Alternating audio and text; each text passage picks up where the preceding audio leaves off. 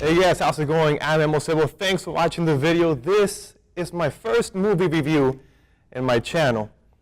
And I can't believe it's a Lego movie. Wow. The Lego Batman movie is considered one of the best, or if not, the best Batman movie for many fans, many people, many critics even. Mostly because it mixes superbly years and years of Batman history, Batman lore. It's self-aware, it includes great nods to the less popular, weird eras of Batman. It has great take on villains. The actors do a phenomenal job. And the jabs they throw to Suicide Squad and Batman vs. Superman, it's really funny. The comedy is really good. And of course it has levels of funny, levels of maturity. Like it's funny for kids. It has comedy for kids, but also has comedy for fans of Batman, for Batman fans like me. So if you know Batman, you're gonna get this stuff because there's a lot of references and a lot of comedy that is targeted to you. It had me laughing a bit, and I hate Lego movies. I haven't seen any Lego movie at all, any Lego thing. This is my first one.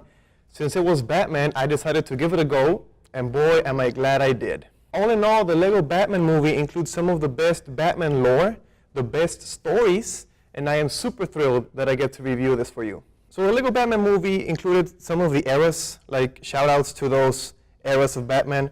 For example, the Adam West Batman, before Christopher Nolan and Christian Bale, before Tim Burton and Michael Keaton, we got Adam West and Burt Ward in the 60s. This was a campy Batman, self-aware. They know it's a guy in a bat suit. So it included many weird, funny, kind of stupid things, like dancing, a lot of weird stuff. However, it did give us great stories. I mean, people are still talking about them, so obviously we like them. The Lego Batman movie gave a shout out to this by giving Alfred the Adam West version of the Batsuit. And we saw the shark repellent, which was really funny how they used it. The Grant Morrison era. So Grant Morrison, in my opinion, is one of the best Batman writers out there. In one of his runs on the Batman comic, he mixed the stranger stuff that I talked about in the West era with the grittier, more modern take on Batman. One of those things was Robin, which we all know is Batman's sidekick or partner.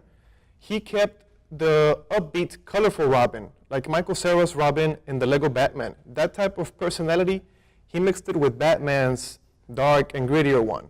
So this Robin, as well as the Lego Batman's Robin, they both make Batman a better person. So we needed that. The 50s Batman. Back then, Batman and Robin mostly fought aliens and weird monsters, sometimes teaming up with Superman for world's finest. So in the Lego Batman movie, the Joker unleashes all of the monsters and all of the science fiction villains from the Phantom Zone. And it shows us that Batman is much more capable of just defending Gotham City. Much more than just street crime. Villains. Batman's villains are one of the best of all time, and Lego Batman made sure people thought that way. I just feel sorry for the people that are not fans and they think that Batman's villains include magical ones with wands and robots that yell exterminate. Two relatively unknown villains we saw in the movie were Calendar Man and Killer Moth. Calendar Man was recently in Batman's Rebirth title, which I'm loving. He was the first villain, I think, if I remember correctly, in the comic run. And Killer Moth is one of the most unique villains out there.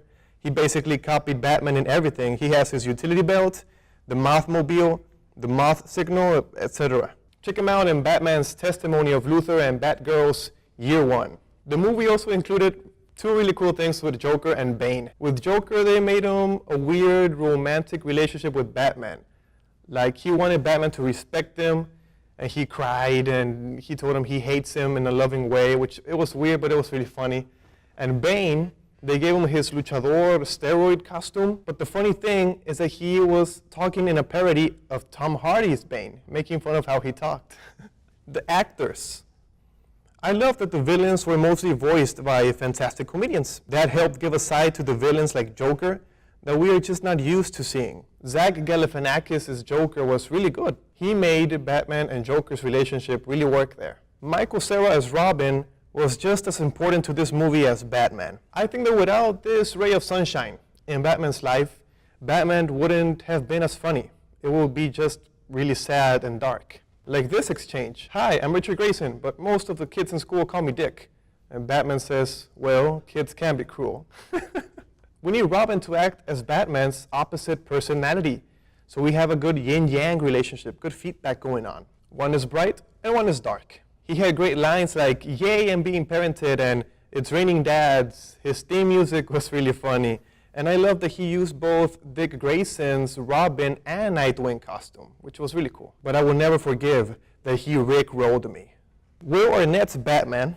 Okay, Will Arnett was a perfect choice for a Lego version or a parody. He has this naturally raspy, deep voice that it sounds naturally funny. When he does a Batman impression, it's just naturally funny. He's not trying to make Batman sound funny.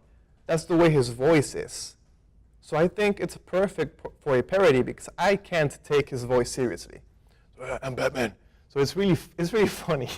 Jabs and comedy in general. The jabs they gave Suicide Squad were my favorite thing, like Killer Croc yelling, "I did something," because he didn't do much in Suicide Squad. "Are you going to break out all the other villains so that they can help us?" Then what? Villains fighting villains? That's a stupid idea.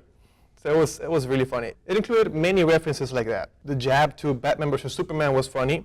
The non-lethal bullets, yay. What about the time with the two boats? Was cool. Better than the parade when you were dancing to Prince music. For those of you that don't know the reference to that one, because it's weird, the Joker threw a bicentennial Gotham parade, and Prince music was playing in the background.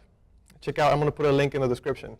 Iron Man sucks for the password, and Alfred the butler with two T's was funny. When they started fighting bad guys and the words appeared out of thin air, that wasn't that funny, but it felt good because that's like old school comic stuff right there. And there are so much more funny lines and funny stuff, references in the movie. These are just the ones that I really liked. And you will love all of this if you are a Batman fan or a comic book fan. In conclusion, the Lego Batman movie had something I really hated, Legos, but it overcompensated it by having the raw, fantastic quality content in form of Batman lore, Batman stories, and comedy. Tying it in with amazing voice acting from everyone, this was a great movie. If you're a Lego fan or want to go see a comedy with your kids or some friends, you'll like it. But if you're a fan of comic books, or more specifically Batman, you will love the film, even if it's Lego and it has some comedy for kids. And if anything, you will respect the writers because they do know their bats. Guys, thanks so much for watching my review for Lego Batman movie. If you enjoyed, click like. For more, check out my channel. And of course, I'll see you on the next one.